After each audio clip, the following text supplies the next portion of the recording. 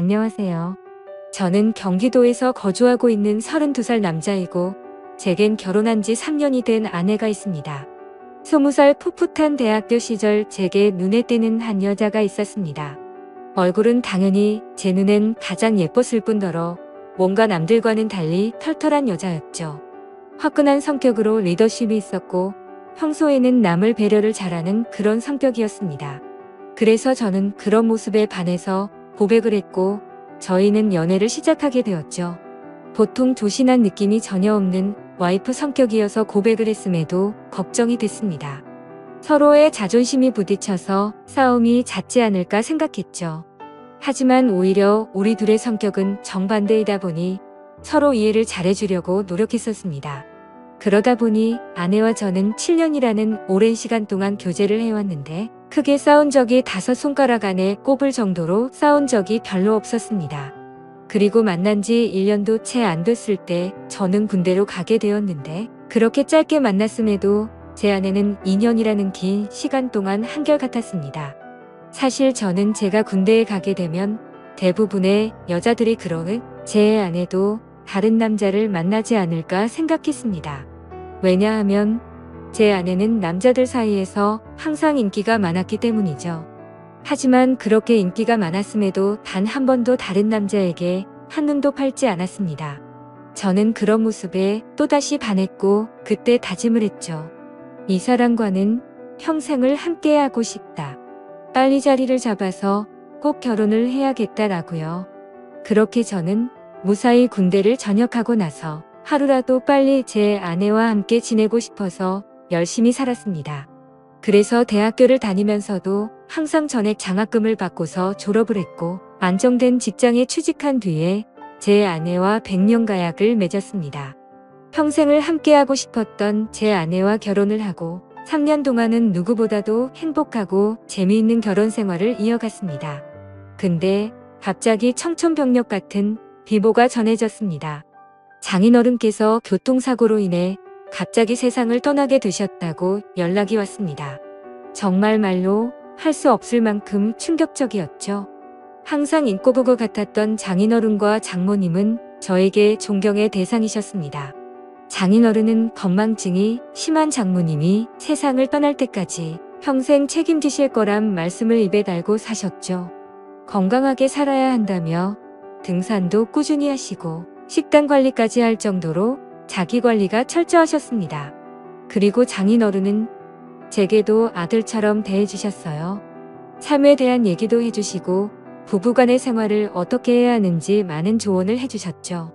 그런데 그런 훌륭하신 분이 뺑소니를 당해서 세상을 떠나다니 정말 너무 많이 슬펐습니다. 그렇게 장인어른을 떠나보낸 저희 부부는 얘기를 나누었습니다. 외동딸인 제 아내는 장모님께서 혼자 계시는 게 걱정된다고 하였고 마음이 추스러질 때까지 저희와 같이 지내는 게 어떻겠냐고 물어봤습니다. 저는 평상시에 저를 아들처럼 잘 챙겨주신 장모님이셨기에 흔쾌히 그러자고 했습니다. 그렇게 장모님과 저희는 함께 지내게 되었습니다. 장모님은 제게 항상 고맙다며 맛있는 음식들을 만들어 주셨습니다. 평소 잠이 많은 아내 때문에 아침을 못 먹고 출근을 했었지만 장모님 덕분에 아침을 거르는 일이 없어지게 되었죠. 장모님은 하루 종일 일을 하려면 아침밥이 가장 중요하다고 강조하셨습니다. 그렇게 현명하시고 사위를 아들처럼 잘 대해주시던 장모님이셨는데 또다시 저희 부부에게는 참담한 일이 생겼습니다. 평온하게 잘 지내고 있던 저희에게 들려온 충격적인 소식은 장모님의 건망증이 점점 심해지면서부터입니다. 어느 날 제게 파출소에서 연락이 왔습니다. 그 댁의 장모님께서 지금 길을 잃어버리셔서 파출소에 와 계시다고요. 아내에게 전화했는데 받지 않아서 제게 전화를 걸었다고 하더라고요. 저는 깜짝 놀래서 그 길로 회사에서 조퇴를 하고 파출소로 달려갔죠. 자초지종을 들어보니 장모님은 마트에 장을 보러 가셨고 집으로 돌아오려고 하는데 갑자기 길이 생각이 나지 않았다고 하셨습니다. 저는 바로 병원으로 장모님을 모셨고 아내에게 연락해서 병원으로 오라고 했습니다.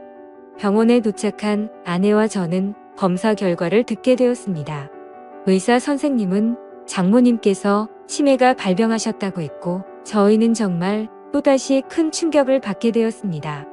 그날 이후로 장모님의 병세는 급속도로 악화가 되더라고요. 평소처럼 거실에 TV를 보고 있는데 장모님께서 저를 사위라고 부르는 게 아니라 대뜸 남편이라고 부르더라고요. 처음에는 치매 증상이 오래 지속된 게 아니셔서 장모님은 말 실수를 했다면서 제게 미안하다고 몇 번을 사과했지만 저는 오히려 그런 장모님의 모습이 슬프고 안쓰럽더라고요.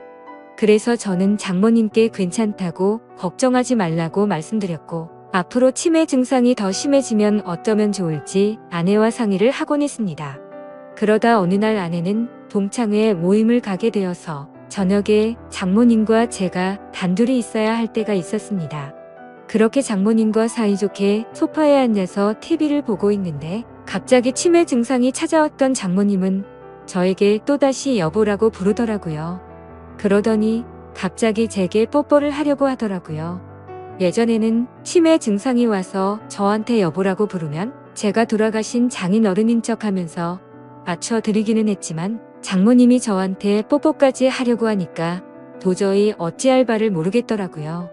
그래서 저는 그런 장모님에게 아무렇지 않은 척하면서 뽀뽀하는 장모님을 막으려고 최대한 애를 썼지만 힘이 워낙 좋으셔서 피하기가 참 힘들더라고요. 평상시에 아무리 아름다운 외모를 가진 장모님이었다고 해도 존경하는 장모님이고 제 아내의 어머니인데 그런 분이 저보고 여보라고 부르면서 뽀뽀를 하려고 하니 정말 부담스럽고 너무 당황스러웠습니다.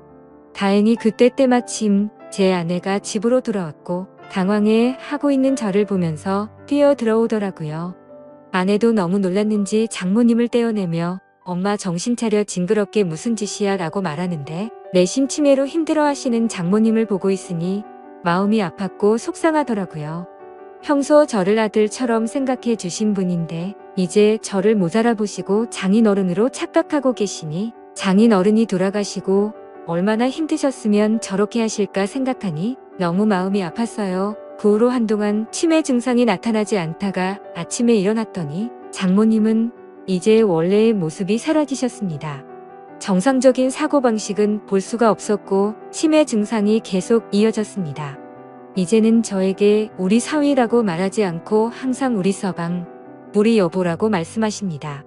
저는 장모님께서 저를 보고 남편이라고 생각해도 아무렇지 않게 받아들이고 있지만 그런 장모님을 보면서 제 아내는 매일 밤마다 혼자 숨어서 울기만 하네요.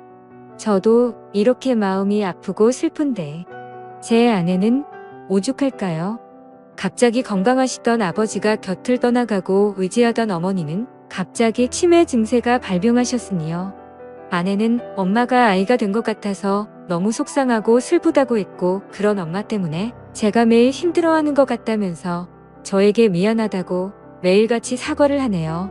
저는 진심으로 괜찮다고 생각해서 아내에게 괜찮다고 말하지만 아내는 장모님을 요양원으로 보내서 모시는 게 어떻겠냐고 하는데 저는 솔직히 요양원으로 보내고 싶지는 않더라고요. 제게는 너무나도 완벽하고 예쁜 아내를 힘들게 키워주신 훌륭한 분인데 고작 치매라는 병 하나가 걸렸다고 해서 쓸쓸하게 요양원에서 지내게 할 수는 없겠더라고요. 그렇게 저는 단호하게 아내의 제안을 거절했고 제 고집으로 인해 장모님과 함께 살고 있었습니다.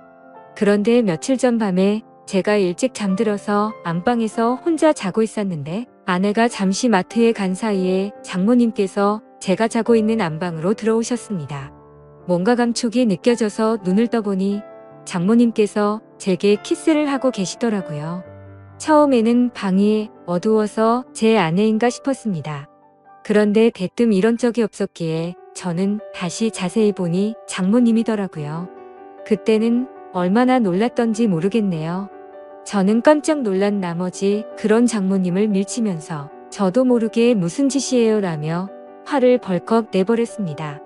제 화난 모습에 장모님은 결국 아이처럼 눈물을 흘렸습니다. 아내는 마트를 다녀오고 나서 장모님이 우는 모습을 보면서 놀라더군요. 갑자기 무슨 일이냐고 물었고 저는 어떻게 된 일인지 차분히 설명을 해줬습니다. 충격받은 아내는 한동안 실성한 사람처럼 펑펑 눈물을 흘리기 바빴고 그날 밤 제게 진지하게 말했습니다. 이러다간 일이 더 커질 것 같다며 제발 요양원에서 모시자고 애원을 했습니다.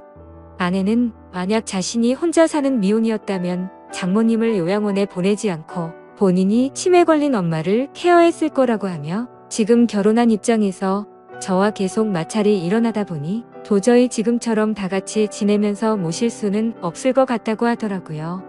저는 아내가 어떤 마음으로 그렇게 애원하는지 알았죠.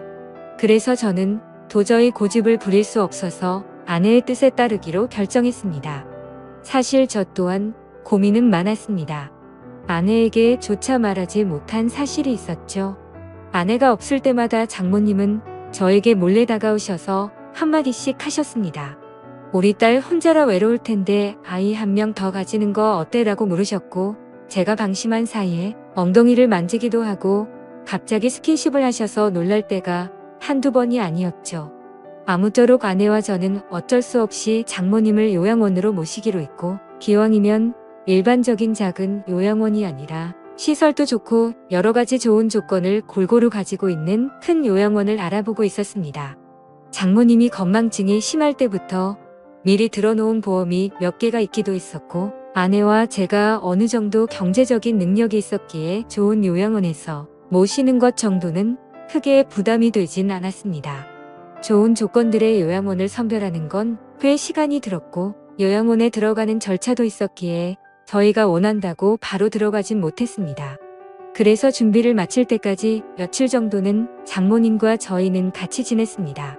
이 사실을 아무것도 모르고 천진난만하게 지내는 장모님을 보고 있자니 저는 계속해서 마음이 쓰고 안타까웠습니다. 하지만 장모님과 아내를 위해서라도 요양원으로 들어가서 지내시는 게 맞다고 생각을 했습니다. 그렇게 지내다 요양원에 들어가기 하루 전날 또다시 대형 사고가 터져서 아내가 쓰러질 뻔한 사건이 일어났습니다. 제 아내가 있는데도 불구하고 장모님은 원피스 잠옷을 입고 거실로 나오셨고, 갑자기 저에게 오늘 자신과 함께 자면 안 되겠냐고 요구하는데 저는 너무 놀래서 당황해서 어쩔 줄 몰라 하고 있었습니다. 아내는 그러지 말라고 하는데 밀쳐버리고 저에게 달려들었습니다. 그러더니 지난번처럼 키스를 하려고 했고, 당황한 저는 또다시 장모님을 밀치면서 화를 내고야 말았습니다. 이번에는 화를 내도 장모님이 울지도 않고 억지로 키스를 하려고 고집을 부리시는데 역시나 힘이 좋으셔서 뿌리치기는 게 정말 힘들더군요. 결국 아내까지 달려들어서 장모님을 어렵게 떼어낼 수 있었고, 장모님은 말리는 아내를 보고 도대체 내가 뭔데 우리 사이를 갈라놓냐고 고래고래 소리쳤습니다. 질투가 나서 그러냐며 욕을 해대면서 아내의 뺨까지 때리시더라고요. 순식간에 벌어진 일이고 태어나서 처음 겪어보다 보니 너무 무섭더라고요. 제가 알고 있던 자상하고 고운 장모님이 이렇게까지 변하는 걸 보니 정말 다른 사람인지 알았습니다. 아내도 마찬가지로 엄청 당황해 하면서 울면서 가만히 서 있는데 저는 그런 아내를 데리고 안방으로 피신을 시켰습니다. 그렇게 사고가 크게 한바탕 벌어지고 난 뒤 장모님을 진정시키느라 몸도 마음도 정말 힘들더라고요. 다음날 저는 아침 일찍 일어나서 장모님을 요양원으로 모셨습니다. 그런데 장모님은 눈치를 채셨는지 갑자기 우시면서 자신을 두고 가지 말라고 하는데, 그런 모습을 보고 돌아서는데 정말 마음이 찢어지듯이 아팠습니다. 지금도 일주일에 한두 번은 장모님 보고 싶어서 찾아뵙는데 아직도 저를 보고 남편이라고 부르며 왜 자신을 두고 갔냐는 식으로 말하더군요. 면회를 가고 집에 가려고 하면 제발 나 좀 데리고 가달라고 울고불고 난리가 납니다. 그런 모습을 보면서 아내도 저도 찾아뵐 때마다 마음이 너무 아프고 찢어지지만 아내가 저보다 더하면 더했지 덜하진 않을 것 같습니다. 어제도 찾아뵀지만 아내는 도저히 적응이 안 되는지 그런 장모님을 볼 때마다 울기 바쁘네요.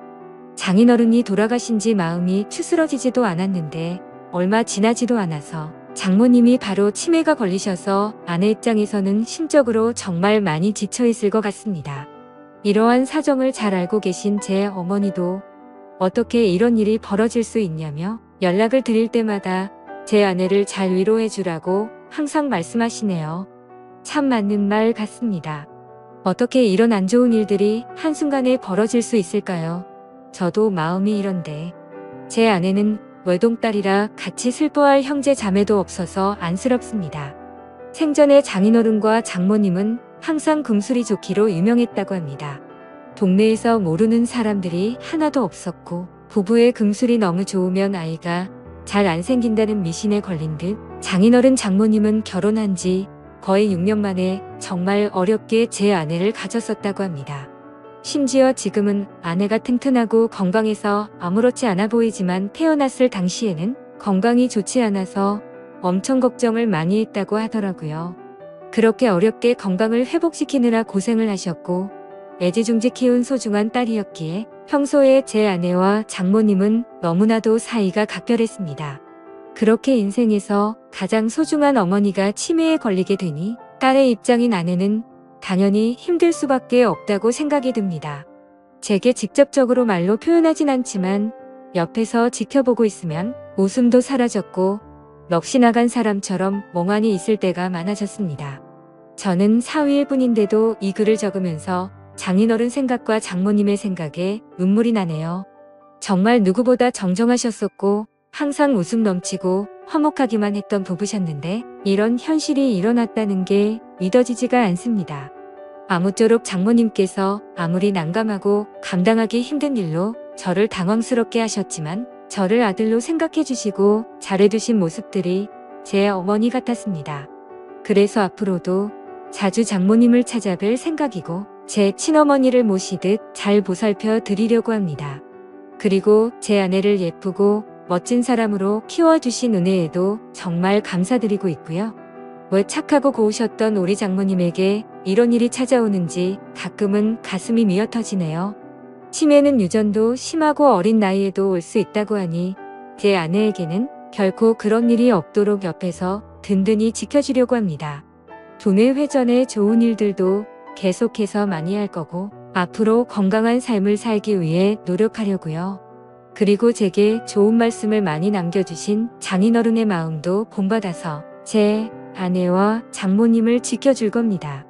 살면서 많은 사람들에게 벌어지지 않는 일이겠지만 이번 일을 겪으면서 치매 증세로 인해 곁에서 고생 중인 가족분들의 노고를 잘 알게 되었습니다.